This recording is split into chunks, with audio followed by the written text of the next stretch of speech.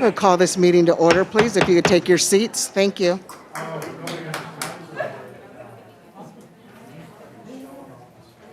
I didn't have my microphone on. Good evening, everyone. I'd like to call the operating agenda of and the business meeting of the Board of Trustees for the San Bernardino Community College District. And at this time, I'd like to have the Pledge of Allegiance, and I'm volunteering Trustee Williams to lead us. All right, please join me in the pledge. I pledge allegiance to the flag of the United States of America and to the republic for which it stands, one nation, under God, indivisible, with liberty and justice for all.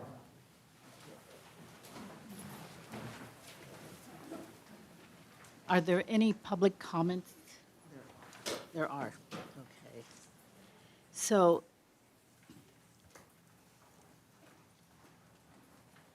the San Bernardino Community College Board of Trustees offers an opportunity for the public to address the board on any agenda item prior to or during the board's consideration of that item.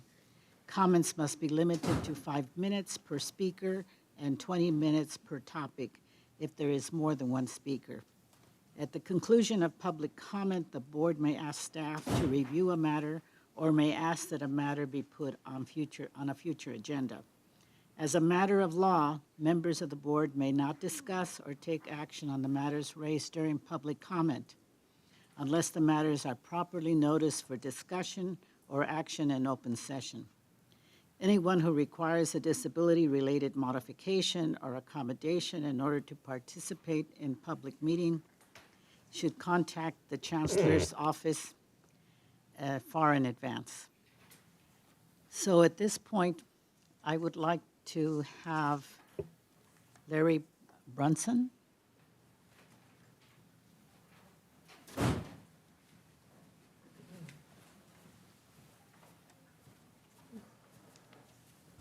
All right. Good afternoon, everyone. I'm Larry Brunson. I am the director formerly of Disabled Student Programs and Services at San Bernardino Valley College. And I wanted to bring attention to the information item that is on the agenda regarding the name change. So I wanted to explain to the board that we put together a focus group that included faculty, staff, classified staff members, and current DSPS students from both Valley and Crafton. It was a 5-month-long process, and we wanted to change the name because in keeping up with the district's initiatives around diversity, equity, inclusion, and anti-racism, we wanted to move to a name that was not as antiquated and one that really supported and served our students. So we met for 5 months. We sent out surveys to students at both Crafton and Valley. We had about 300 DSPS students respond to that survey, and overwhelmingly, they wanted student accessibility services as the new name for our department. And so the focus group overwhelmingly agreed with that recommendation. And so we are bringing that to this board and to Chancellor's Cabinet today. And we are very excited. And I just have to add that in 23 years as an educator, this was the most collaborative process. It was very smooth. It was almost extremely easy because everyone came into the process like-minded and wanted to do what was best for students, and that was to select a name that is really going to allow us to provide the support and quality of service that our students deserve. So I just wanted to bring that to your attention today, and I just wanted to thank you all for your support. Thank you so much. Thank you. Ernest Guillen.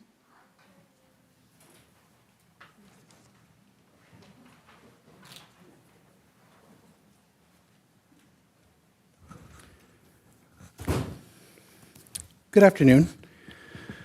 Thank you for this opportunity to speak to you tonight, and allow me to first preface my statements by saying I have spoken at this podium from time to time in different capacities, representing different constituency groups. But tonight I'm here to speak on my behalf. As a former SBVC student, a current SBVC employee and a longtime member of this community. I wanted to have the opportunity to express my thanks to the district, to our board, and to its representatives who have worked with the classified leadership these past semesters in coming to what I believe and what I hope will prove to be a fair and reasonable agreement with the classified professionals where the cost of living adjustment and the closing out of our overdue contract is concerned. And even though this agreement is tentative and dependent upon its ratification by our members, I stand here before you in gratitude. This tentative agreement represents years of work by both teams and months of extremely stressful and uncomfortable dialogue and advocacy by our negotiating team, our bargaining unit members, and our faculty brothers and sisters and community partners who supported us. For increased understanding around the importance of addressing recent inflationary impacts on some of the most at-risk employee groups throughout our district, recognizing the need to secure fair and equitable wages for all employee groups while uplifting the voices of those most harmed, and most importantly, preserving the faith we place in our leaders that I have a great amount of respect for, at a time when even the strongest bonds of trust are beginning to bow under the pressures we are all facing. The classified and faculty leadership, along with some district partners, fought very hard to underscore the urgency of closing out these discussions and closing out our contracts despite the financial uncertainty we face as a district. Personally, I want to uplift the time, the sweat, the energy, and the emotional labor of those individuals who consistently took up the challenge of making these arguments on behalf of themselves, but more remarkably, on behalf of others who didn't or couldn't have a voice. It is our hope, and it was our hope, to impress upon district leadership the urgent need to compensate its employees in a way that speaks to both the importance of securing a fair and livable wage we worked hard for, as well as the desire to stay competitive in our surrounding colleges. I know that these concerns aren't lost on you, but it was important for us to feel that these concerns were being considered through our particular lenses and spoke to our particular needs. I know decisions like these aren't made easily, and I recognize the urgency to find a place where our district can weather the uncertain financial times that we have ahead of us. And I am relieved that we once again are positioning ourselves in a manner where we can find that place together. At some point in the near future, we can and we must have an ongoing dialogue about the way we can continue to conduct business, about continuing to replicate missteps, about processes surrounding creating spaces for voices to be heard, and our commitment to making access for all groups easier, about our policies that pit employee groups against each other, or worse, against the district, about our willingness to have uncomfortable and contentious conversations in a way that is not only constructive, but productive, and the way we approach developing budgets, funding models, and resource allocations, as well as structuring those approaches in a way that not only is fairer and more engaging, but more collegial. In a way that not only views our programs, our facilities, and our real estate holdings as assets, but also our people. And that includes more voices and more viewpoints through more lenses at the table during all development phases, which will in turn lead to more buy-in from our stakeholders so that we all feel comfortable and empowered enough to say that we are moving this institution forward together. I want to assure you that the classified professionals that I've spoken to stand ready to do our part to re-engage the community, to address the enrollment challenges, provide the highest level of service to our students, and find innovative ways to address the issues we will collectively face by harnessing the skills, the dedication, and the expertise of the talent we have throughout this district. I stand ready to do this work with you. Thank you. Thank you.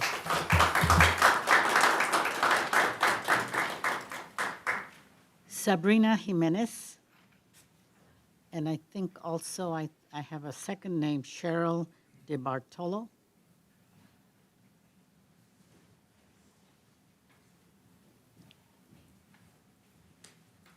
Hello. May I remove my mask? Thank you. We're here today to advocate the Crafton Hills College Academic Senate resolution titled "In Support of Pedagogically Established and Equity-Minded Course Enrollment Maximums." That's a mouthful, and it brings me to my point.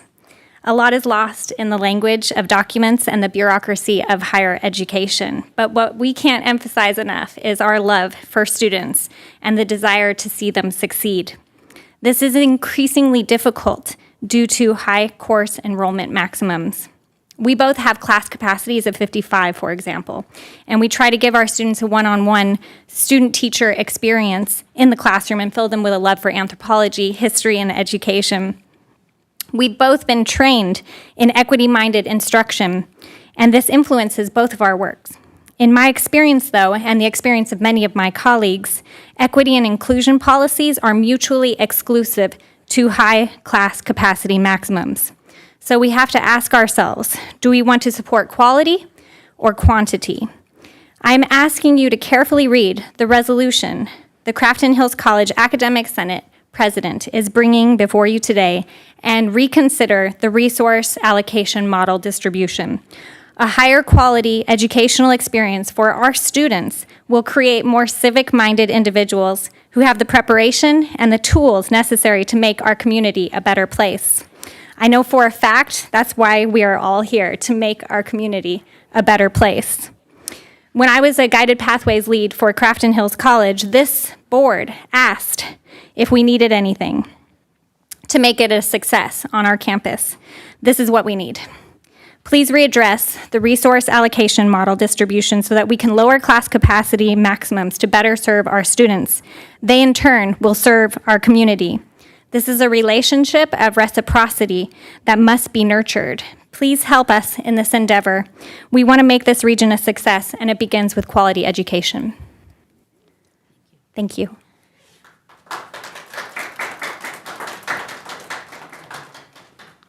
Robert Alexander. Greeting, Board. My name is Robert Alexander. I'm the student trustee-elect for Crafton Hills College. That'll be incoming. First, I would like to address my support for the name change for DSPS. I actually sat on that on several of the meetings and stuff like that. I talked to some of the students, and they seem to be very supportive of that. Next, also the resolution is under D4, the resolution for removal of COVID-19 mandates. I think a lot of the students are ready to try to get back to some normalcy. And I think this allows them to do that, but the ones that choose to still want to wear masks and stuff like that, they can still go that route and stuff like that. So I would encourage support of that as well. With that said, also, I'd like to introduce myself. I'm Robert Alexander, and I'll be serving on the board here pretty soon. I wanted to introduce myself, and I'd also like to congratulate Lauren also for moving forward in her journey and stuff to right down the street to Loma Linda as well. And that's it. Thank you for your time and everything that everybody does on the board as well. Thank you.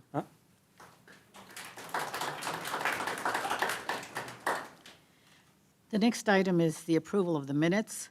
I would like to call for a motion in a second before we have discussion. I move approval. I'll second. Okay, I have a motion and approval. Any discussion? None? All right.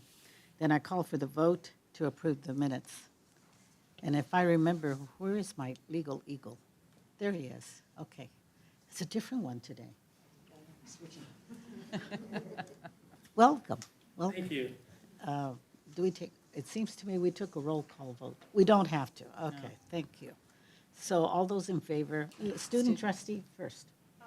Aye. All those in favor? Aye. Aye. Okay, so the motion passes and the minutes are approved. Thank you. Now we have celebrations. And so the first one is one that I look forward to, and at the same time, I feel a little sad because we're going to lose a member of our board, and that is trustee, I'd like to point out trustee Lauren Ashlock. And she is, I have two. I was going to take them one at a time. Thank you. And so let's start with Lauren, and she is a nursing health science major at Crafton Hills College and hopes to become a physician's assistant after receiving her associate's degree. She was elected by her peers to the position of student trustee for the 2021-22 academic year and has advocated for students. She stands for honesty, loyalty, and service to her colleagues. Her hobbies include hiking, backpacking, camping, cooking, and she spends her free time, I don't know where you have free time, but working as a histology technician assistant and pathology lab. So that's quite an accomplishment, thank you. Thank you. I haven't written anything formal, but I just wanted to say thank you to each one of you. I can't do it individually, but I really appreciate all of the time that you have spent advocating for not only me, but all of my peers and the students on both campuses. I know not just me, but every single student on the campus appreciates everything that you guys do and all of the time and effort that you set aside to advocate for us. So thank you. Thank you. Our second student trustee, Elena Sanchez, was elected at San Bernardino Valley College to serve as student trustee for the academic year 2021-22. She is a nursing major and hopes to be a nurse to help in her community. In 2019, she served as secretary for the Dreamers Club of San Bernardino Valley College. Elena's focus is to represent students and provide them with an environment where they feel comfortable and secure. On behalf of the Board of Trustees, I want to thank both of you for your leadership, your service, and your dedication to our students. It's been a pleasure to work with you, and I wish you all the very best on your journey. And if you ever see me in ER, who's the nurse? I get priority, okay? I get priority, okay. And I would like to ask the two students trustees and the board to step down in front of the podium for a quick photo op. And I think we can remove our masks for that. We have to remove my rabbit ears.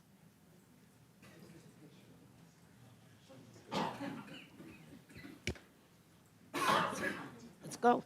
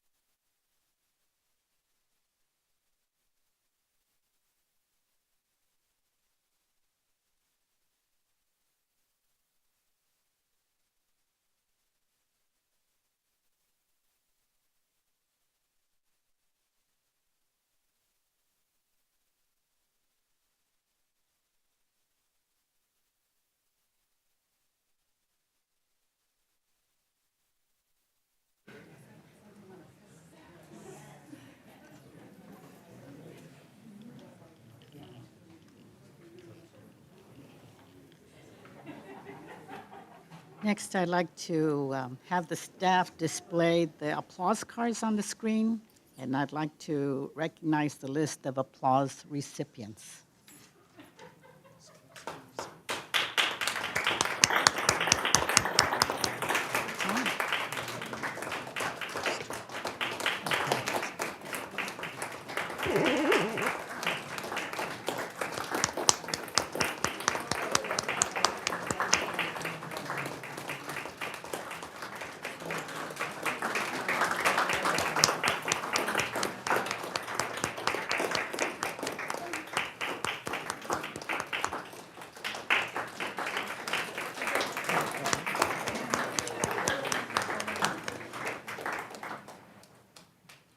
Thank you so much for the service that you provide our students and the service that you provide for each other. Because the applause cards isn't just the service given to students. And I remember being on campus, and one of the first things that I remember doing is trying to find out who on the campus knew everything, because that's the person that I needed to talk to, because that person would direct me to get to in my first years as a novice teacher, who was the person I needed to contact and who I could get service from. So I know that that it doesn't matter what the title is, it's the person who knows how to get things done. And so I thank you very much for your service. I also would like to have displayed is the employee anniversary recognition. And I've asked the chancellor to highlight the employees with 20-plus years of service. Thank you, Chair Harrison. First, we have Rosa Beck, 32 years with the district. So Rosemary, as she goes by, has worked in the Child Development Center since 1990. Many children have returned to visit her now that they are successful adults, and they share their positive memories of being here in their classes at that center. Some even have brought their children to meet Miss Rosemary. So thank you, Ms. Beck, for your 32 years. Next is Rejoice Chivera, 23 years with the district. Rejoice started her career in 1999 when she was hired as the EOPS care coordinator at Valley College. In 2002, she transferred to Crafton Hills to be their director of EOPS. You know, if you know Rejoice, you would know that her passion for students is really second to none. And she is renowned across the state for her advocacy in influencing policy for our most underrepresented students. So thank you, Rejoice, for the 23 years you spend with our district.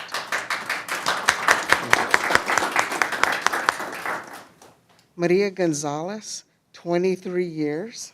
I had the pleasure of working with Maria for 4 years when I was a faculty member at Valley's Transfer Center, where she has now worked for over 17 years.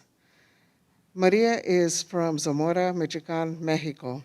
We spoke a lot about Zamora, as that's my middle name and my mom's maiden name, so we felt we had something in common. In 1991, she and her family moved to San Bernardino. In 1995, she enrolled at San Bernardino Valley College. Her only goal at that time was to learn English. She has beautiful memories of her instructors who played important roles in her success as a Valley College student, especially the late Professor Virauril. Maria began her career with Sbccd as a student worker, advancing in May of '99 to a full-time employee. Thank you, Maria, for your work with us. Gino Vargas, 23 years. Gino is one of those people that goes out of his way to help everyone regardless of the task. He has an incredible amount of knowledge about the campus and its facilities. His personality and laughter make others feel comfortable while completing complex work. It's easy to see why Gino is often the go-to person for many campus projects. Thank you, Gino. Lori Burnham has spent 22 years with us. She started her education and her career at Valley College. She was a CalWorks student and a biology student and a student worker. After transferring and earning her undergraduate degree and graduate degrees, in 2008, she was hired as a full-time biology faculty member. For our district, Lori has been inspiring students in her roles as a student worker, a classified professional, an administrator, and a faculty member. Thank you, Lori. Maria Romo, 21 years. Mrs. Maria Silvia Romo started as a short-term employee in the financial aid office in August of '95 while she was still in high school. In 2001, she was permanently hired in the admissions and records office at Valley College. She is also an alum, earning a degree from Valley in 2002, and enjoys helping others succeed. She spent many hours to help other programs with her admissions and financial aid knowledge.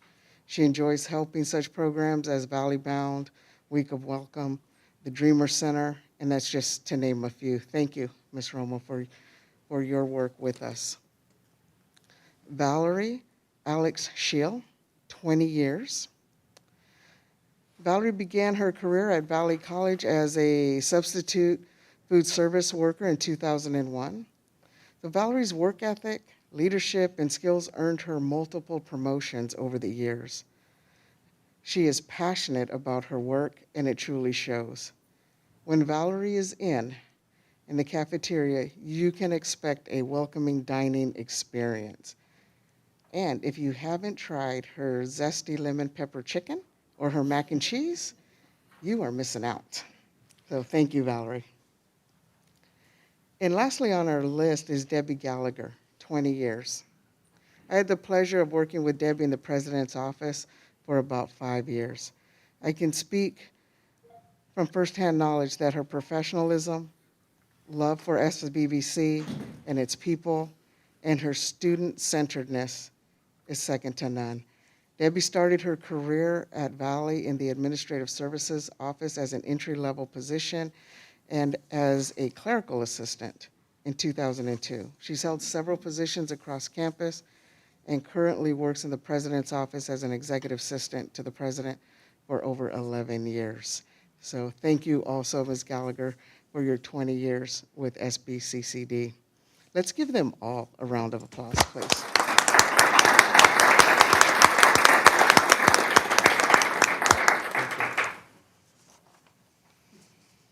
Thank you.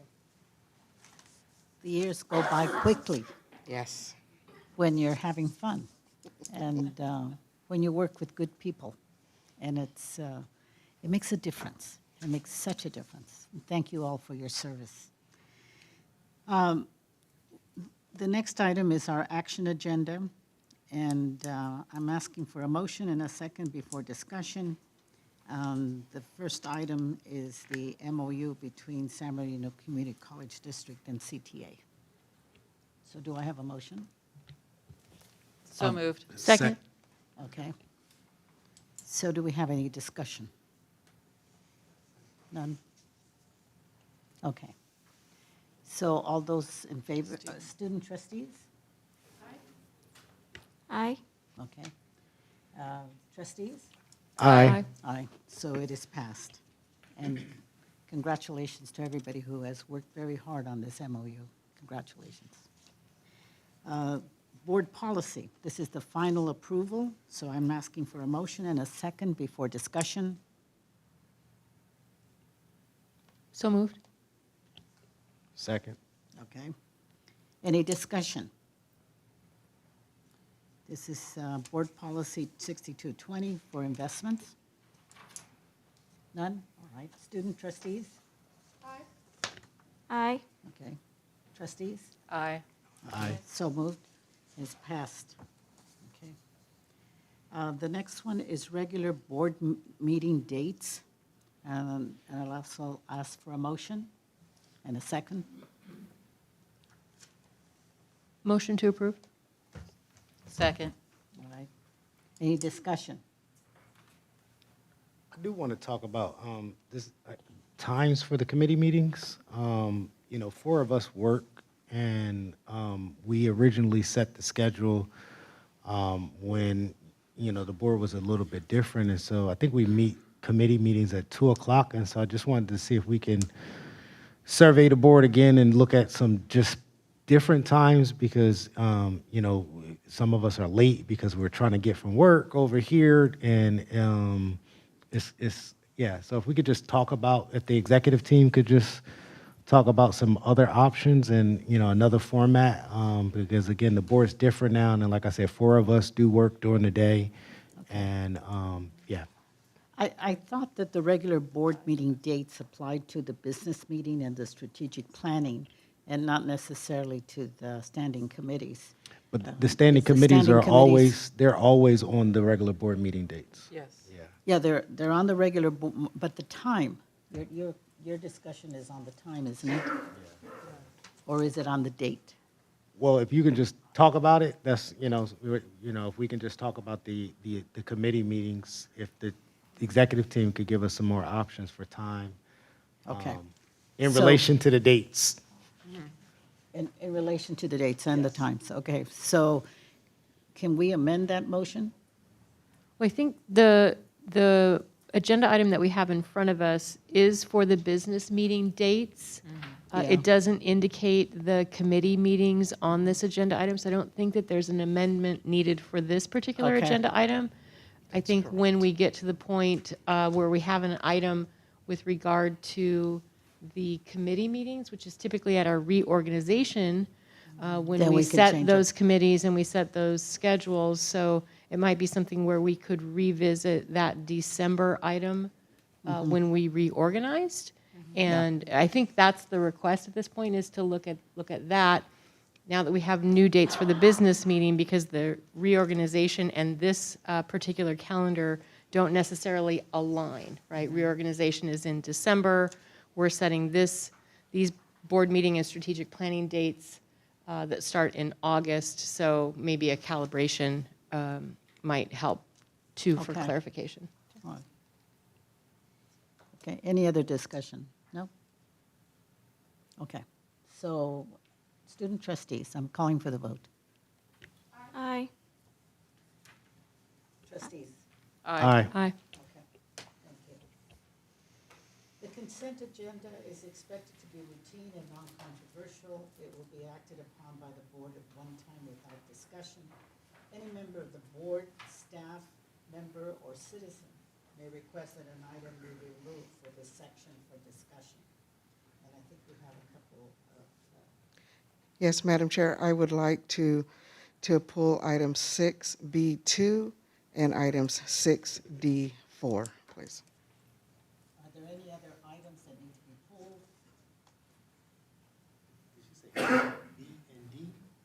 It's B2, 6B2 yeah. and 6D4. Okay, any other items? No. Can I get a motion and a second to approve the consent agenda with the exception of the items pulled? So moved? Second. So, any discussion? None? I'm sorry, there's no discussion on this. Okay. Student trustees, your vote. Aye. Did I get both? Okay. Trustees? Aye. Aye. Okay. So let's go to 6B2. Chancellor? Just a question, Oh, clarification? question. They're pulled, meaning removed completely, or pulled, meaning taking separate action? I'm sorry. Taking separate action. Okay. Pulled for separate action. Okay, so that's what we're doing I'm now. sorry, I didn't make that clear. Okay, Yeah, thank you. Thank you. So for item 6B2, one of the appointments on the list has chosen not to accept our offer for employment. So in order to move the item forward, we should exclude Sean Viramontes. All others can stay on the list. Okay. So I need a motion to approve that with the exception of the removal of Sean Viramontes. Move approval? Second. Okay. Any discussion? None. I keep thinking there's discussion. I'm sorry. I want to add that. Student trustees? Aye. Trustees. Aye. Aye. Aye. It's approved with the exception. 64. 64, I'd like to pull this item and bring it back to the next board meeting so that there would be no action needed this evening. All right, so that one is pulled and will be placed on our business agenda for the next, in June. Are we talking about the business meeting or the strategic plan meeting that we have in the latter part of this month, The business meeting, Chair. the business meeting? Okay.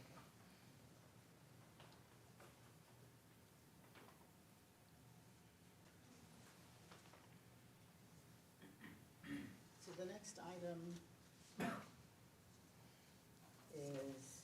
If I could,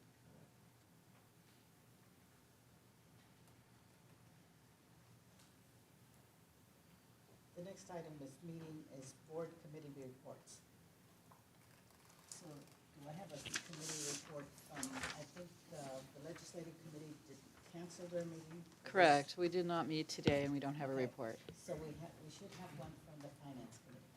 Yeah, so today, the Board Finance Committee had a really good presentation on Pensions 101, and we received this presentation from a PARS industry expert on the California retirement system, PERS and STIRS. The presentation was really helpful. It really just broke down for us like what our costs are associated with our benefits commitment and the SBCCD's investment in PARS and pension rate stabilization trust. And this really offsets the costs, or our investment in this offsets some of our costs and allows the district to receive a favorable bond rating from Moody's and Standards. The district's pension costs average about 20% for retired employees and 43% for district benefits overall. And so it was really insightful, and I appreciate the presentation and everyone making time for it. Thank you. And I think the Finance Committee Tech Division said that recording of that meeting is available to all the trustees. Yeah, Because the presentation was really good, and it's something that should be as part of our orientation. On a yearly basis, we need to be reminded as to why we have that separate fund. And can I just mention the trustee Aspen Fellowship that we all participated in? I thought that was Yes. really useful time. We had an opportunity to review our board self-assessment. We talked about some areas that we wanted to keep doing, stop doing, and start doing, and just really talked about some terms of engagement with our chancellor, and identified a couple of activities that we wanted to participate in, like going and visit a couple other campuses and look at some of their career technical education programs, and also possibly doing a futures insight training for the board. We look at some scenario planning, look at some trends, and just give the board and the cabinet opportunity for professional development. So I really thought it was good use of time, and appreciate everybody who got a chance to participate in it. I think that concludes our reports. So the next report is from our chancellor. Thank you. In this past academic year, we've accomplished a lot of good work together that we all should be extremely proud of. All of us, faculty, classified professionals, students, managers, administrators, and board members. We completed the SBCCD strategic plan, outlining 4 goals that will guide us over the next several years. We've completed the KVCR planning document that included input from all constituent groups, including community members. We operationalized the Chancellor's Council, consisting of 5 subcommittees. This gave constituent groups more of a voice to items that matter most to them, and provided me with feedback needed to make more informed decisions. We kicked off a 10-year facility construction and classroom renovations, campaigns that will improve learning and workforce training at both of our campuses.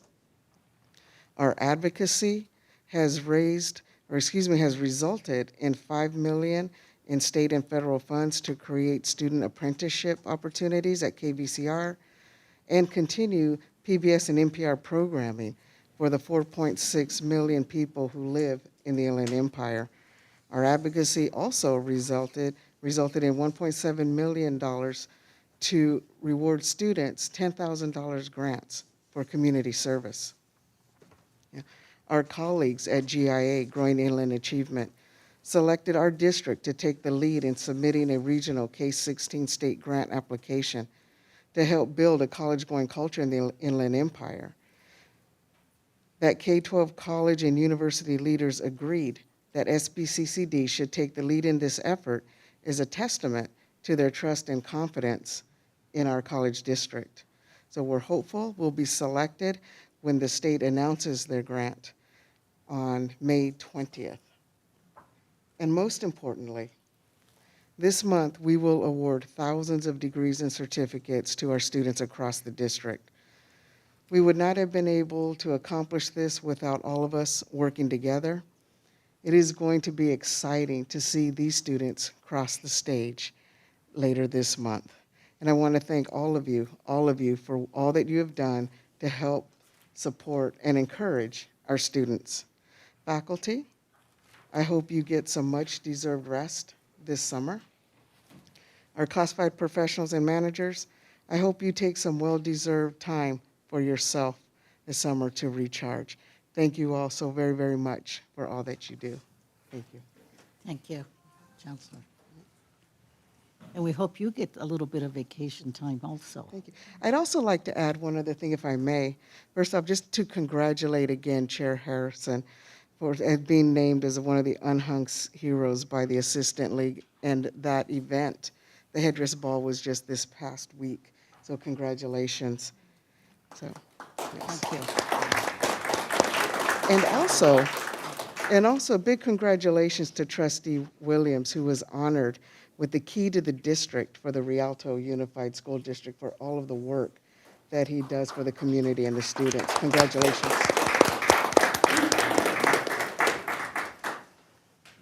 I want to thank the people who attended the event. I especially like those I don't know what I want to call them. They're like posters with my face on it. It wasn't my best photo, guys. You didn't consult with me. I would have had a glam photo for you to put up. But thank you very much for attending. It was wonderful. Thank you. The next, are there any questions, discussion, or anything on the key performance indicator dashboard updates? We get that, and we have not really had a formal presentation, but it's up for discussion or for any questions that the board may have. None? Okay, we'll go to the next report then. San Bernardino Valley College Academic Senate.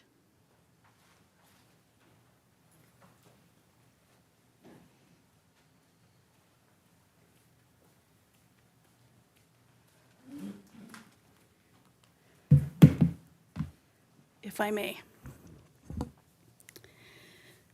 Good afternoon. My mantra has been, I feel the breeze. I feel the breeze. Don't see the light yet, but the breeze is there, which means there's the end of the tunnel is coming. So next week, the light might be there. So I start my report this afternoon, not to be a negative Nelly, but we are tired.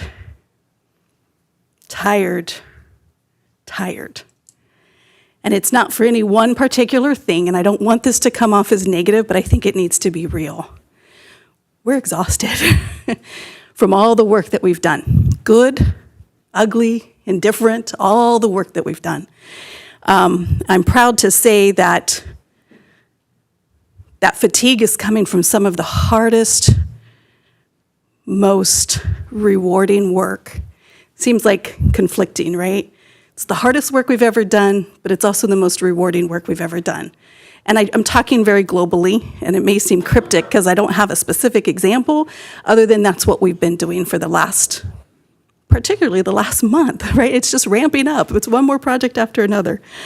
So it's that kind of fatigue that we're seeing great work, seeing great progress, but the result is we're also looking for the end of the tunnel. We're looking for summer, so it's coming. So I will get off a little bit of my negative Nelly, which I hope is also seen as progress as well. I am going to start my report under the area of information to inform policy. And at my last update, I did mention that I think I used the words, there was a miss in our construction planning process. And so as a result, I should say that during, even at the time of my report, the faculty body was in the process of writing a resolution. And so that resolution has moved forward, and so I'm going to read it under this section of my report. So I apologize, my report might be a little longer than normal tonight as well. So please hang with me, because we'll get to really good stuff. So if you could allow me to read the resolution, which is clearly my responsibility to carry that voice forward, and then I will frame that a little bit afterwards, if you'll allow me to do that. So Spring 22.01 SBVC Educational Facilities Planning and Implementation from the Science Division at San Bernardino Valley College. Whereas the San Bernardino Valley College District's Sbccd Sustainability Plan declares as one of its goals to provide students with a sense of environmental responsibility and knowledge and skills to address sustainability in their chosen field of work. And San Bernardino Valley College, SBVC, is committed to providing students with high-quality education and innovative instruction, and aims to build a reputation on the quality of its programs and beauty of its campus. And whereas the Living Lab Gardens, also known as the Biology Garden, is a fundamental instructional resource for high-quality and innovative curriculum for students taking courses in labs in biology, and with interdisciplinary applications relating to architecture, culinary arts, environmental science, geography, geographic information systems, geology, chemistry, physics, nursing, mathematics. And whereas the Living Lab Garden is central to multiple areas of Sbccd's sustainability plan, and it provides SBVC students and community at large with access to an ecologically vibrant area of biodiverse plants functioning as a food resource for migratory insects, birds, providing nesting and feeding sites for resident bird species and native pollinators, while also serving as high-quality field research at no cost for students and academic programs with limited financial means. And whereas the Living Lab Garden provides a safe and healthy outdoor space for studying, promotes mental health, fosters a sense of belonging and well-being for students, faculty, and staff, and its functions as a community resource against air pollution.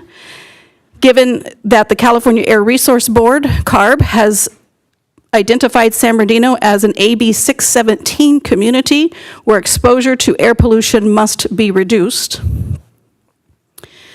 Resolved that Sbccd and SBVC cease construction of the new applied technology building and redraws its floor plans, as the current footprint involves the destruction of a sizable portion of the Living Lab Garden, thus diminishing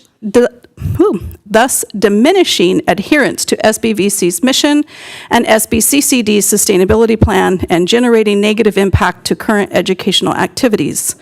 And resolved, Sbccd and SBVC reevaluate and significantly improve the collegial consultation process in light of the detrimental failure associated with the Living Lab Garden, and work with SBVC stakeholders to ensure systemic and frequent input from impacted constituents on ongoing and future building planning, design, and project implementation.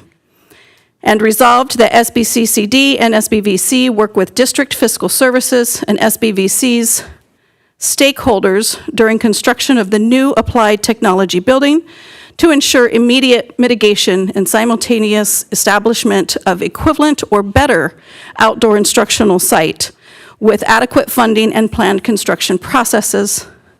And resolved, Sbccd and SBVC recognize outdoor natural resources as a key resource and equal in value to traditional classroom spaces, so that the curricular activities and application of diverse and equitable education are expeditiously reestablished, and that any building planning and implementation are genuinely integrated with expertise and experience from all impacted constituents as to explicitly support diversity and equity of students, faculty, and staff, to create and preserve an environmentally, socially, an economically sustainable physical and functioning SBVC campus for the community.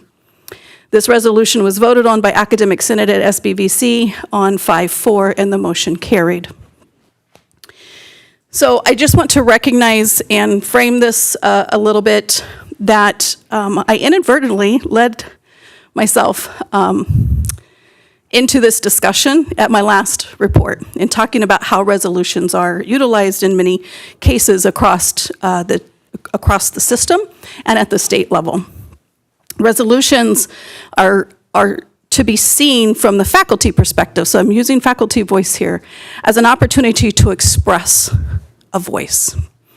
And so this did carry on 5-4.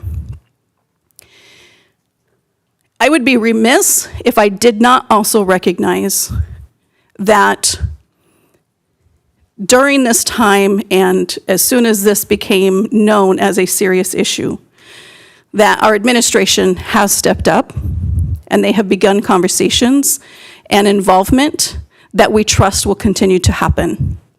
And so recognizing that locally, our Vice President of Instruction, our interim, oh man, let me get the title right, Tennille, Vice President of it's Services. not SS, thank you.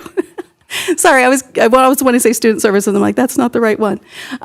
They have been involved with the faculty, with science, as well as the co-chair of our facilities committee, who is involved in participating in the resolution as well.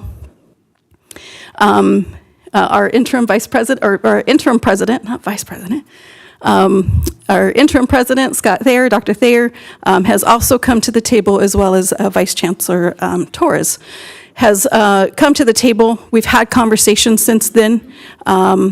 I understand that there is a plan that will be coming forward from both Dr. Thayer and Vice Chancellor Torres. That's, I believe, going to our facilities committee to look at how to prevent such a miss in the future. I've encouraged all parties to not focus on why the miss happened. Well, not necessarily the why, but where the miss happened, because it's happened. It's happened. There's no reason to kind of dig through that and expend that energy. And I'm encouraging all parties to look at how do we move forward and ensure that this doesn't occur again. And one of that is to, and as the resolution identifies, one of that is to establish policy and procedure to make sure that whoever's in that position, it doesn't happen again. So I do want to recognize that there is ongoing work happening, and that it is not being ignored. It was an immediate step up of what can we do? How do we fix this, and how do we move forward? And so with that, I am trusting that that will continue to happen. I expect that that will continue to happen. The faculty themselves have expressed that they are experiencing that as well. So it doesn't negate, I don't want it to negate the resolution in their voice, but I also need to recognize both sides of that. So thank you for the time to allow me to do that part of my job. Okay. Another item on informing policy is AB 928. I don't know if I've mentioned this in a previous resolution, or not resolution, report. If I haven't, I will now. AB 928 was passed, I want to say last year, does not go into implementation until 2025, which seems like a long ways down the road, but it is the common pathway for students, transfer pathway for our students. And so I just want to put it on the radar of everybody that the Intersegmental Committee of Academic Senates assigned a special committee to look specifically at AB 928. They have done their meeting process with feedback, and they have voted on and approved a GE transfer pathway that is open for public feedback and comment now, which I've sent out to faculty and encouraged them to look at that. It will have impact on our programs at Valley and as well as Crafton. It's going to have impact across the district. There are some significant changes in the arts and humanities. We're going to be hit pretty hard. Our languages are going to be hit hard. They've removed the requirement of languages for transfer to UC or CSU. So you can imagine how that's going to impact our language departments that don't have necessarily degree programs attached to all of them. So there's some grave impact to happen there. So as a result, trying to be proactive with that, I've engaged in conversations with our Vice President of Instruction, Dr. Dina Humble, to look at how we can proactively begin those conversations. Even though it's down the line, we need to start talking about what that means for our campus and how we can strengthen our programs so that they can continue to flourish and serve our students. Okay. Under Eliminate Barriers and Student Access and Success, I have a couple of really good things, but I would like to start with our faculty members in math and English with AB 705. We continue to advocate for having the actual faculty perspective and voice, and what I mean by that is first-person voice, to be able to present to the board some of their experiences and the results and what they're seeing happening and the trends and the data with that. I want to recognize that the work has been done with Christopher Crew, has worked with our faculty and had conversations and is taking all of that into consideration and including that as part of his reports when those come down the line. But without opportunity to really present that information, we would really like to have the opportunity to present that to the board in a more formal way if we could. And so just putting it out there that the faculty would love to talk with you about that. And so the other thing is AQ. Oh man, I should have written out what AQ stood for. Anyhow, not tonight with this brain, you all, sorry. But it's ACUE. They are they're for college and university educators. It's Association for College and University Educators, I believe. They are a fantastic training program that teaches how to teach. That's the nutshell. They teach how to teach. And so some of us have had the privilege of attending some of their micro certification programs, but they have a full-on certification process that is 25 weeks in length. We had 30 faculty between Valley and Crafton participate in that with an expected 25 coming to graduation. I can't explain to you what that really means for our students. It is going to be game changer. Students that interact with those faculty will not have the same faculty member that went into that cohort, I promise you. And I can only say that with true conviction because I myself have gone through some of that training. I've gone to 3 of the 4 courses, and I come out of each one of those a changed instructor. And so I know that that's going to impact. The great news is we have another cohort coming in the fall. We just got approved for that, so super excited, super expensive, but so worth the investment, and our students will not do anything but benefit from that. So I just really want to promote that happening. We had Great Teachers Retreat, which was also a collaboration between Crafton and Valley. So you've seen a lot of collaboration, right? That's really good stuff. And we had 45 faculty for that event, where they were able to network, connect, share experiences, positive, negative struggles, challenges, successes, and just connect on a human level in person. And the day ended with lunch being provided by our food truck, which was newly wrapped. We got to see it for the first time. And we had students serving us from the food truck, and it was absolutely amazing. Like lobster Cobb salad, y'all. So just saying. So I'm moving along in my report. I warned you it was a little bit long, and I apologize. But in under diverse, equitable, and inclusive and anti-racist institution, there's just so much work being done in this area. I can't even begin to express, and it would take me days to talk about what we're doing. But I think the note that I want to bring as we're ending this semester and kind of moving into our summer period and planning for next year is our need to continue to be uncomfortable, or our need to become comfortable with being uncomfortable in doing the really hard things. That's where the fatigue is coming from. I've heard that talked about for 2-3 years now, and experiencing it like no other. So really, at least at Valley, I can speak that there's just this resounding voice of moving from talk to action, and it just is, it's happening, but in increments, and it's hard, and it's really uncomfortable. And some of us are leaving with chills in our spine in various spaces. Some of us are experiencing tears in committee meetings. Some of it, like, it's coming in all different forms. But in the end, if we're reflecting and we can sleep better at night knowing we're doing the right thing for our students, then we're doing the right thing. So just continuing to figure out how do we become more comfortable with that hard work. I don't have the answer, but I know that that's what we need to do. I'm going to skip that. Let's see. I do want to also highlight in terms of being a leader in partnership and addressing regional issues. I've talked a lot about collaboration tonight, or I've mentioned a couple of ideas or points of collaboration. And I think we just need to continue to collaborate in all areas that we can to be unified in our voice, because the work is heavy, no matter what it is, that we share that burden. And to highlight that not only are the faculty working really well with their local senates, but the two senate bodies between both campuses have really been working hard to have conversations, be open with the work that we're doing, dialogue about that, see where we align, and how do we support each other in that process. So I want to recognize that, and also thank my counterpart at Crafton for the support that they provide, and hopefully I'm able to do the same at times as well.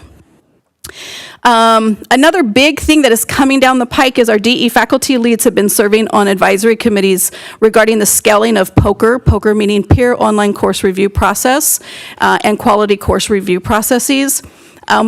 That may not seem like a big deal, but they're looking at it at a state level of how to scale that framework and begin to, and some of you might really be interested in this, is that how to begin to take a framework that was identified to measure a quality of a course and begin to assess our DE work across the campus. And looking at how are we supporting DE from faculty, staff, student perspective, from entry to exit on all levels, policy, procedure, programs, professional development. And I'm really proud to say that I'm one of the faculty who is participating in that, and hoping to be invited as part of the pilot to look at how to take that, what they're calling a scorecard. We're going to come up with a better name, I hope. But the scorecard is what they call it. It feels a little judgmental, so we're working on a different name, but more of like an audit process, so we can measure where we're at, and then that will hopefully guide us in being able to establish like a strategic plan on how to move forward. And it really is the next levels of supporting our students in distance education and online learning beyond pandemic, because we really have to get there, so we're working on that. There's a lot of noteworthy accomplishments, so I'm at the best part that sometimes feels better to talk about, I should say. I think it's all good, but it feels better to talk about. I will give this report as I have the last couple of times. I'm sorry, I get it to Stacy like the night of, and she attaches it. So when you get that, if you would take the time to look at it, it would be great, because I've included a photo of our Sigma Delta Mu inductees. Sigma Delta Mu is a Spanish honors society, and we inducted 14 new members into that, where we fully fund and fully support them into that membership. And it's a national honor society, so included a picture of everybody who was inducted. So, and they got stoles and certificates and pins, and it's really it's a small ceremony, but it's really great. And great to recognize the students and their accomplishments. I've also included a picture of all of the new faculty in our science department. So I talked about those 22 hires. Science took up most of that time. So with that, there's a picture of all the new faculty there at our last, at the science division's last meeting, which was just amazing. It was outside, everybody was there, it was lunch, it was talking about planning, and it was just amazing to see that work happening. Black Faculty and Staff Association, I want to give a shout out to them. If my numbers are right, they raised $1,900 for student scholarships this year, like in pandemic world. That's amazing. So go BFSA. In this report, I've also included an email that had been forwarded to our nursing faculty.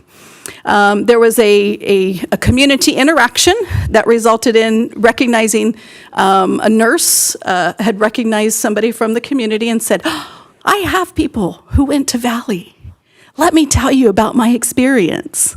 And they were able to share a very real life experience of what it was like to get Valley students who are from the nursing program and how that compared to other programs around, and really, really positive and raving on really the quality of work and support that our students get and the quality that's being put out by that department. So I wanted to share that email, and that is included in my written report as well.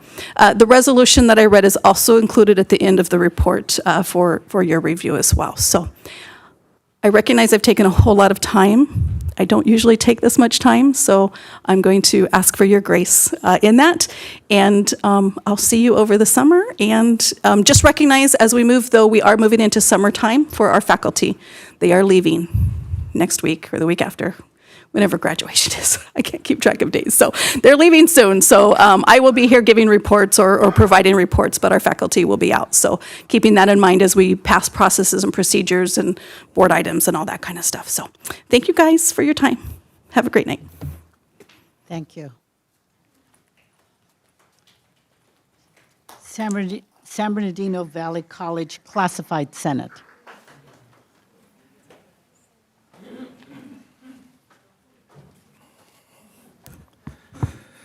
Good evening, board members. I guess the best way to say this is after I heard Ernest Gillian's public comments, the report that I was to give tonight dramatically changed. The reason I say that is because in the process of getting here and waiting in traffic, I had already listened to that a second time. I cannot stress enough, for those of you who have not heard or spoken to Ernest Gillian in a more comfortable, relaxed setting, he has a much different sounding voice. What his voice conveyed tonight is the passion of an individual that has in the service to this institution and to the students that it serves. I would request that the members on the board, the college presidents, anyone in this room, to actually go to YouTube and listen to that. That will give you an idea of the perspective of the classified employees. As classified employees, we understand that after our name, we may not have AA, AS, BA, BS, MA, MS, or PhD. But what is sometimes forgotten is the classified employees that do get up to the MA, the MS, the PhD, are becoming our adjunct faculty, are becoming our adjunct counselors. And if not, they're moving on to other institutions to spread the knowledge and the wisdom that they gained at this institution and taking the passion that they had to improving this institution for the better with them. The reason I bring that up and why it's so important to me is he mentioned one thing, and it's an item that we've been wanting to talk about over the previous couple of years. I was recently recognized of being at the district for over 20 years. In that time period, one of the systemic problems that we've had as classified employees, we've never ratified a contract until at least 18 months after the contract has begun. We need to look at why that may take place. Because as you'll find in his impassioned speech, it is starting to have an effect. Instead of me trying to repeat his words, again, I would request that you actually listen to what he said in public comments tonight on the YouTube channel. It's very important that the understanding of the impact that that is having on classified employees and how they feel that they're being treated within the district and how they're being treated as leaders within the institution. Because besides faculty with their specific classes, the classified staff have the biggest impact and contact with the students, have the biggest understanding of their struggles that they're going through every day.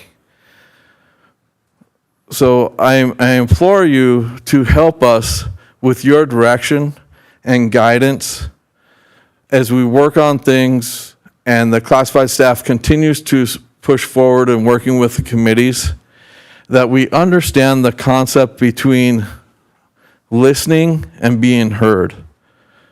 It may not be the exact definition, but a definition for a lot of people is the difference between listening and hearing is usually hearing and being heard is the person takes time to put thought in what they were just listening to.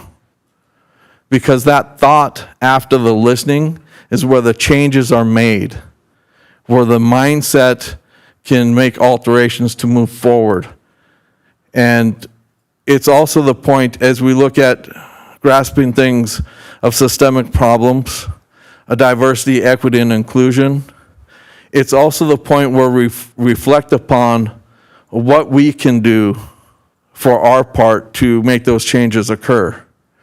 It's where we reach down sometimes and grab the courage to handle those tough issues. So again, as classified staff, we are an impassioned people that the main reason that we are at the district is because we actually like to help people. Our goal every day is not only to help the students, but help the faculty, staff, and managers, to help the board members.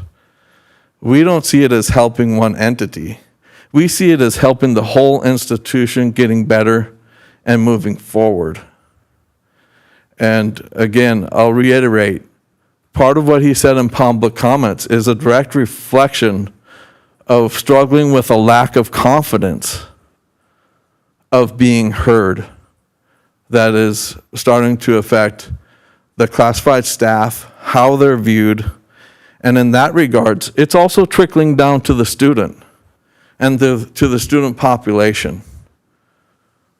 Part of that with what's going on in society is directly affecting our enrollment problem. Because we have to remember, the students want to be heard also. Very few times in our past, in my past, other people's past, with this predicament, could they walk away from high school and get a job in the mid $20 an hour? Could they have other options in life? So we have to look at what are we going to do to make them feel welcome and reduce the boundaries of them coming to the institution. And it may mean that we seriously have to take a look at our processes of not only the daily operations of the campuses, but a serious look at the processes of how we deliver instruction and where we see our pool of students coming from. Because we've shown, we are moving to an online world. We're moving to where more and more people are comfortable with that. We're moving more and more to a 24/7 society. So I wasn't always with campus technology at San Bernardino Valley College. I spent my first 10 years working in the library, one-on-one with the students. I don't foresee that we can expect a student to spend 2 to 3 hours getting to our campuses on a bus to arrive for education. What I see, though, is we can entice students through offering not only in-person, but online instruction, but also have that welcoming nature of having them come to the institution as a resource while they may be taking online classes. So the other resources of the library, a counselor, even the cafeteria is there at their fingertips. What we do is we reduce the burden about them having to be at a specific place, a specific time, let's say at 8 a.m. in the morning. We reduce the time of them having to ask the faculty member, being put in that difficult position of always arriving late to class. Reduce the boundary of them having to ask to leave class early and maybe have it impact the perception that the faculty member may have on them and how it affects their coursework. So that's why I changed my presentation today to, hopefully it made sense of going off the top of my head to convey the understanding of where also the students' perception of being heard after we're listening to them. Thank you. Thank you. Crafton Hills Academic Senate.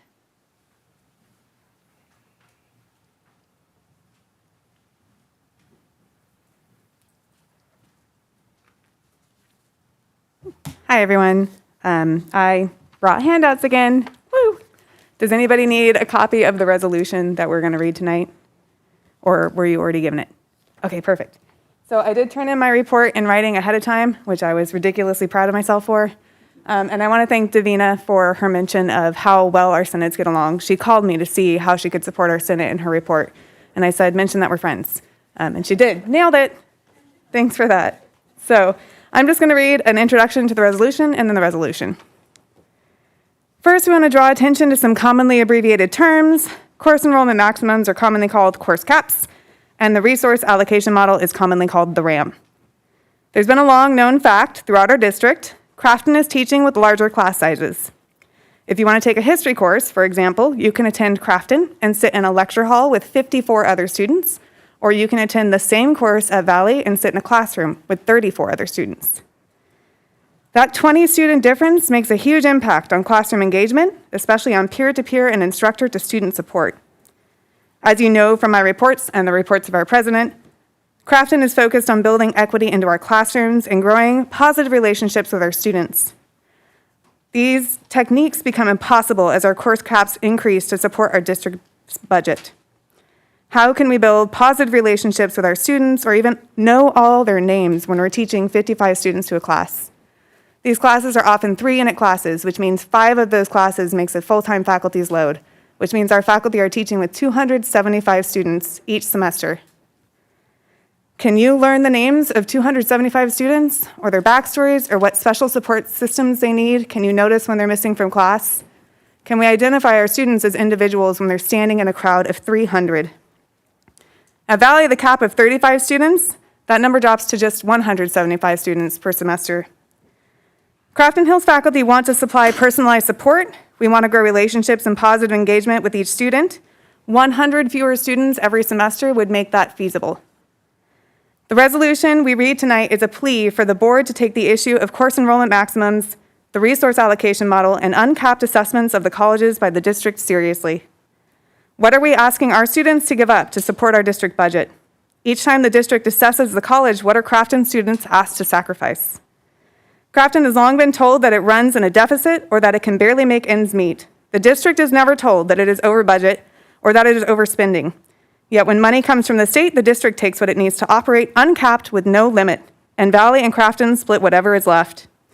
The district does not regularly raise funds, it only assesses. With this model, the district will never be forced to be accountable for its spending by showing a deficit.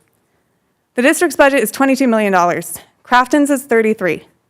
So to restate that, the district, which is not a college that directly serves, supports, and enrolls students, has a budget that is 70% of Crafton's entire operating budget. All of the buildings, drives, walkways, faculty, staff, and administration that you visited last month run on just 70% of these beautiful district offices that very few students will ever see. We are here to request that we stop asking our students to sacrifice their one-on-one time, their personalized support, and their classroom interactions for the sake of the district budget. Please reassess the RAM and assessment methods so that we can allow for pedagogically supported and equity-minded course caps throughout both of our colleges. I have my friend Cheryl here to help read the resolution because it's ours, so it has footnotes. So she's going to hit the footnotes and I'll read the resolution. Whereas California Education Code 70902B7, see Education Code Title III, Post-Secondary Education Division 7, Community Colleges Part 43, the California Community Colleges, the website provided. grants to the Academic Senate's primary responsibility for making recommendations in the area of curriculum and academic standards. Among these standards are the standards or policies regarding student preparation and success and the processes for institutional planning and budget development. See the 10+1 from the Academic Senate for California Community Colleges. Whereas encouragement from the Board of Trustees and district leadership to simplify processes, allowing students to more easily enroll in classes between our sister colleges have not addressed the differences in course enrollment maximums between Crafton Hills and Valley College. Examples, among many, include Anthropology 100 with a course enrollment max at Crafton Hills at 55 students and at Valley 40 students. History 100 with a course enrollment max at Crafton Hills College 55 students and at Valley 35 students. And Political Science 100 with a course enrollment max at Crafton Hills 55 students and at Valley 34 students, and several others mentioned. These differing enrollment maximums negatively impact learning environments, in-class support, and the opportunities for trust-building, one-on-one interaction between students and faculty, making equivalent courses unequal between the campuses. Whereas current funding formulas can put an undue burden on colleges to increase course caps. See Setting Course Enrollment Maximums, Process, Roles, and Principles from ASCCC, page 3. Beyond the pedagogical recommendations, exceeding the number of students that an instructor can reasonably offer necessary support, effective grading processes, and flexibility to support student success, and inhibiting increased and targeted practice for equity-minded, anti-racism, and decolonization in the classroom, and the use of high-impact practices. From the American Association of Colleges and Universities, high-impact practices are the teaching and learning practices listed and described below are designated as high-impact practices, or HIPs, based on evidence of significant educational benefits for students who participate in them, including and especially those from demographic groups historically underserved by higher education. These practices may take many forms depending on learner characteristics and on institutional priorities and contexts. To support the success of these measures, whereas the current high maximum enrollment caps. Examples include, among many, Oceanography 101 at 65 students per section, History 101 at 55 students per section, Arts 100 at 55 students per section, among others. Are contrary to California Community College Chancellor's 9 reasons to attend, which lists learn in smaller classes from experienced instructors. See CCC Apply Why Attend. Are unsupported by our faculty's pedagogical and equity-minded reasoning and are based on perceived efficiency baselines to support the entire San Bernardino Community College District, exhibited by repeated requests to lower course caps consistently denied due to budgetary constraints tied directly to the resource allocation model. See Goal 1, improve and expand services supporting actions, refine and revise the resource allocation model to meet campus needs from the Crafton Hills College Educational Master Plan. Which allows open-ended, uncapped assessments of the colleges to support the district budget. This issue, along with unclear guidance as to how the district budget is increased, was first pointed out in the College Brain Trust study from 2014. Resolved, the Crafton Hills College Academic Senate formally opposes any currently implemented or documented maximum enrollment caps that exceed faculty recommendations as they are antithetical to a humanized student-teacher relationship, supporting inclusion, diversity, equity, anti-racism, and accessibility. Crafton Hills College Academic Senate will create a principles of pedagogically established and equity-minded course enrollment maximums document based on disciplined faculty expertise and allowing the opportunity for building of trust, community, and success in all courses, conditions that will require adjustments to the resource allocation model and the district's assessment of the colleges. Further resolved, Crafton Hills College Academic Senate requested the Board of Trustees, Chancellor, and Vice Chancellors and the administration from both colleges reevaluate the resource allocation model and budget, including a closed examination of the issue of assessment section of the College Brain Trust study. See page 12 of the San Bernardino Community College District Resource Allocation and Utilization Review, Analysis, and Recommendations prepared by CBT consultants Michael Hill and Michael Brandy, January 2014. To ensure that they support the work of equity in the classroom by honoring faculty recommendations of pedagogically established and equity-minded course enrollment maximums, ensuring that Sbccd's budget decisions prioritize positively impacting the students in our classrooms. Further resolved, the Crafton Hills College Academic Senate requests the Board of Trustees receive regular reports on maximum enrollment caps that exceed those recommended by faculty as well as inequitable maximum enrollment caps between Crafton Hills College and Valley College, so that adjustments can be made to the resource allocation model to reduce these occurrences and ensure student success in all classrooms is the forefront of budgeting decisions. Thank you for hearing us. Thank you.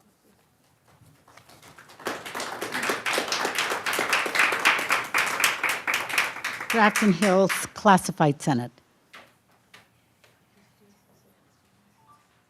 No report, okay. Crafton Hills Associated Students. None, okay. CSEA. CSCA was going to submit a written report. They're not here this evening. Is it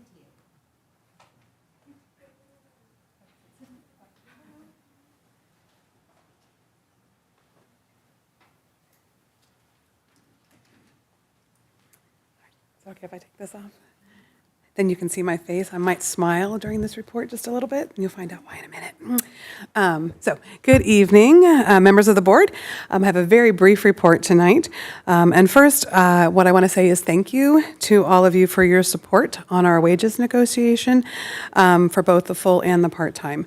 I know CSEA is still in this process, but we were able to finish our wages negotiation, and the membership will vote on that next week. But I'm confident the outcome will be favorable because the offer was fair. And there was a noticeable benefit for our part-timers who make up the majority of our teaching faculty on both campuses. And so I just wanted to say thank you for your support on that and the work that we did there. We are finishing up negotiations tomorrow. It's like we're on the last minute to get everything finished, but I'm confident we will.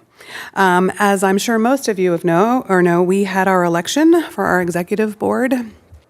We have term limits on the union, and so Ed Gomez is the incoming Sbccd DTA president. So I want to say thank you to Ed for that, and for being willing to step up and to step back into that position. He was union president years ago, and so he will be doing that again. But that means that this is my last board report. Oh, sorry, I won't be so happy. But there is a small part of me that will miss it. I will say there's a small part that will miss being here, but there's a large part that won't, so it's okay. I am technically, though, president until the end of June, right? So I will still be keeping an eye on the faculty. I will still be keeping an eye on the administrators. And if anything major happens in the next month, then I will be back. I won't be happy, but I will be back. But anyway, I did, again, just want to take this time to say thank you to the board for your support of the faculty union for these last 4 years. I think we've had a very positive relationship over these years, and I really do feel that we are leaving the contract even better than it was when I started. And that is because of the work on both sides. And so I am very appreciative of that. And I want to say that I'm not leaving, obviously. I'm still going to be a faculty member. And I'm looking forward to my next adventure is in whatever I end up doing on the campus. But I would still like to do something where I can make administrators take a deep breath and sigh when they see me coming. Right? So that's what I'm going to do. Thank you.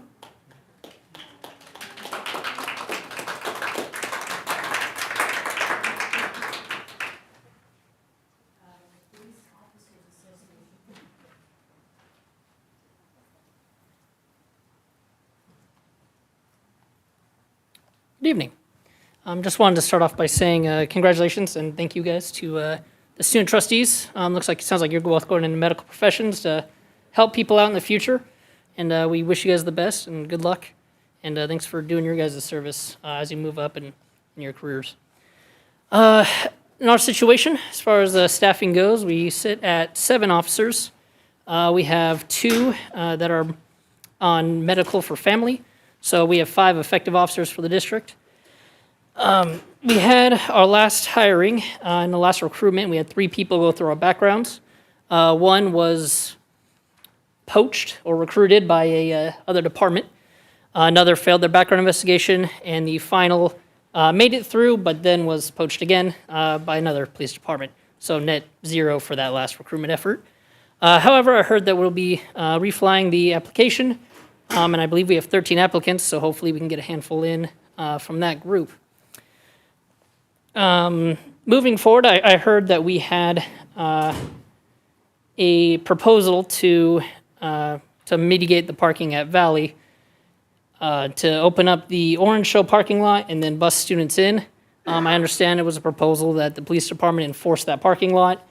It is the association's opinion that we should not. And the reason being is because we are already so thinly veiled. We have very few officers on, very few resources to be able to effectively enforce that area of San Bernardino for our students and for our safety. I don't believe we can do it effectively, which hurts my ego more than anything, I think.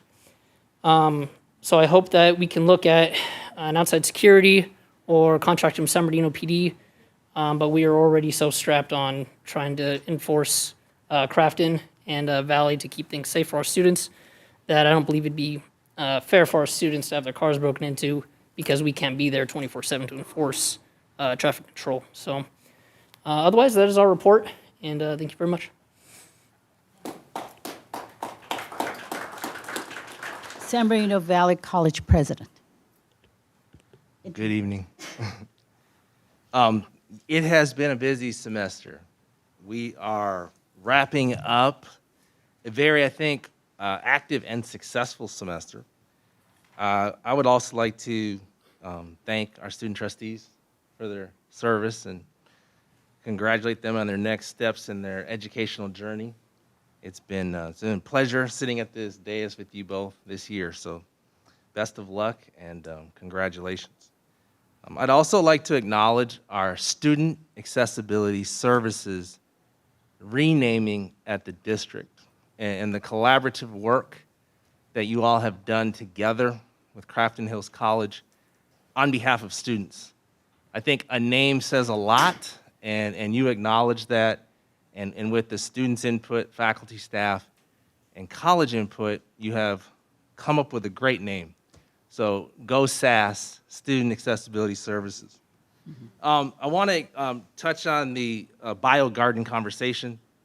We have been meeting immediately once we found out there was going to be some challenges with the bio garden and looking for an alternative. So I want to just make sure all the things that we've done, we've met with Executive Vice Chancellor Torres and quickly looked at some possible solutions. With the Measure CC team, with the Academic Senate, the Vice Presidents, our executive team at Valley College, this has been a priority to make sure that we find an alternative, a solution. That has been our approach from the beginning is how can we resolve this and really trying to find the solution. And so Monday, we do have another meeting where we have some information we will share, and we look forward to resolving this as quickly as possible because we know the Applied Tech building will be an excellent resource for the campus. We want to make sure our biology garden is relocated to an appropriate place so that learning can take place. So it is one of those priorities that we have been taking very seriously. So I just wanted to address that in my report. Additionally, we are looking at parking alternatives for the fall semester as construction will limit some of our parking spaces on campus. We have not determined if what we're exactly going to do. We do have Orange Show as an option, and we're looking at all of our scenarios to see if security is the best option, et cetera. So that is pending, but we'll take the input that we heard this evening into consideration as we make those decisions.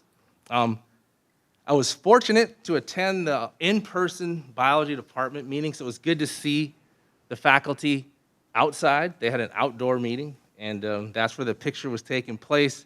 But to see the new faculty, to see the group back on campus and really working together in an exercise to benefit the instruction that they're going to deliver to the students. So I got to see them in action, so I appreciated seeing that opportunity.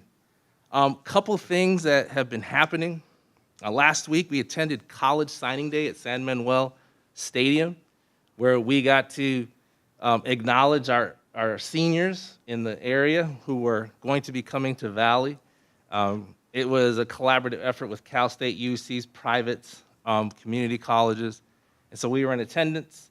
It was a great turnout. We got a chance to address the students, address the audience, and really highlight our district, our Books Plus program, and all the benefits of being in community college. So thank you, Dr. Haran. We were able to tag team that event.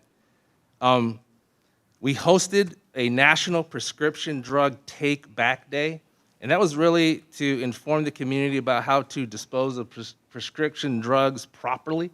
We were a drop-off site, and so just learning from the partners of that event how that is definitely an issue, and we wanted to be able to help promote information about how to dispose of those correctly. Our foundation awarded $542,000 in scholarships this past year. So in the past week, their goal was $500,000, and they exceeded that goal. So we are excited that that money is getting directly into the hands of our students, and much needed. But kudos to the foundation for the fundraising effort to make sure we got those scholarships to our students. As you know, we have the end of year events happening. The big event is 2 weeks from yesterday. Commencement is May 25th, 9 o'clock in our stadium at Valley College. Currently, we have about 900 students who have RSVP'd for participation. We're anticipating about 1,000 students at Valley. We have invited the classes of 2020, 2021, and 2022. So we have 3 graduating classes in person at Valley. So we're excited to celebrate their successes and call their names as they walk across the stage to be recognized by their families. And so we're definitely excited about that. A lot of end-of-year activities. Our spotlighting event is Friday, so tomorrow. So we'll be highlighting the work that's happening on campus with the excellence of our faculty, staff, and administrators. Tonight we have our EOPS celebration, so after the meeting I'll be fortunate enough to go congratulate our students in our EOPS program, and so many more. Sunday is our Latino faculty and staff, district graduation ceremony, and then Black faculty and staff has their ceremony Saturday the 21st. So our student populations, we have our main commencement, and then our other groups having additional celebrations. So I won't list all the rest. We did send you the information about the end-of-year events. Commencement information you'll have in your inbox, in your hands. You'll have all that information. And so thank you, and that is my report. Thank you. Crafton Hills College President. Good evening, trustees.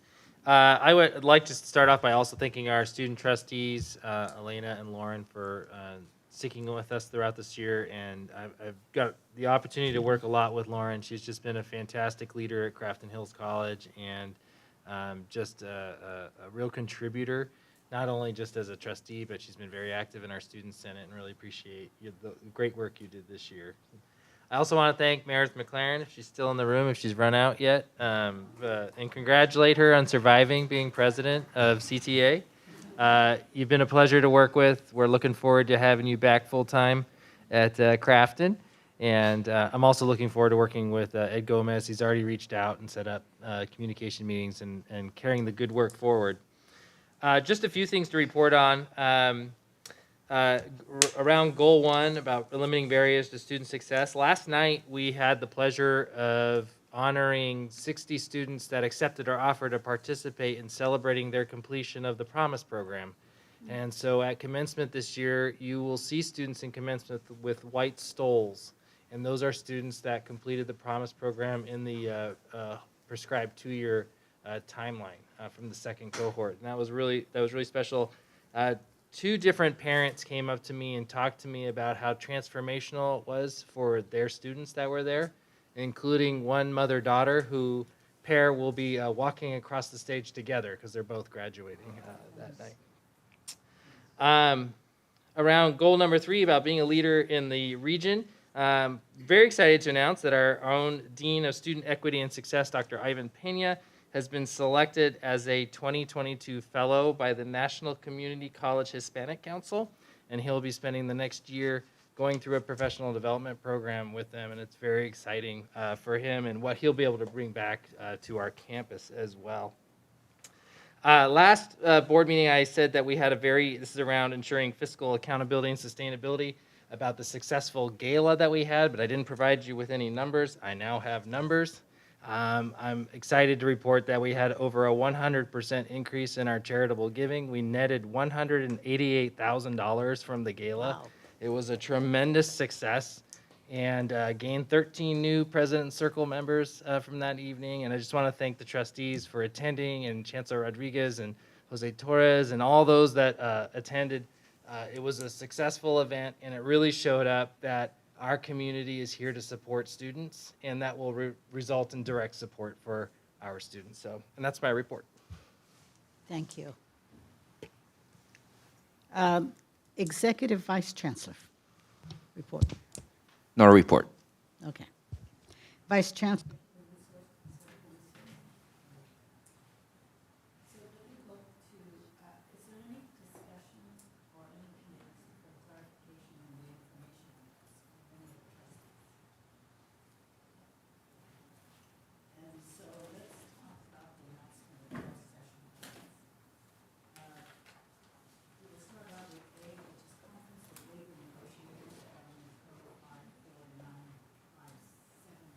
Six. Am I on? Okay, sorry. Agency representatives Diana Z. Rodriguez and Christina Hannon, CSEA, CTA, and POA. Management supervisors and confidential employees. B, public employees discipline, dismissal, release, non-reemployment, Government Code 54957, one case. C, conference with legal counsel, anticipated litigation, Government Code 54956.9 D2, one case. D, conference with legal counsel, existing litigation, Government Code 54956.9 E3 or D1, one case. E, Public Employee Performance Evaluation, Government Code Section 54957B1, and the title is Chancellor. At this time, it's an opportunity for the members of the public to address the board concerning closed session items. Do we have any public comment? We do not have none. So then I would like to close the public meeting and convene the board to closed session in the closed session room. And we will reconvene as soon as that meeting is over with. Thank you.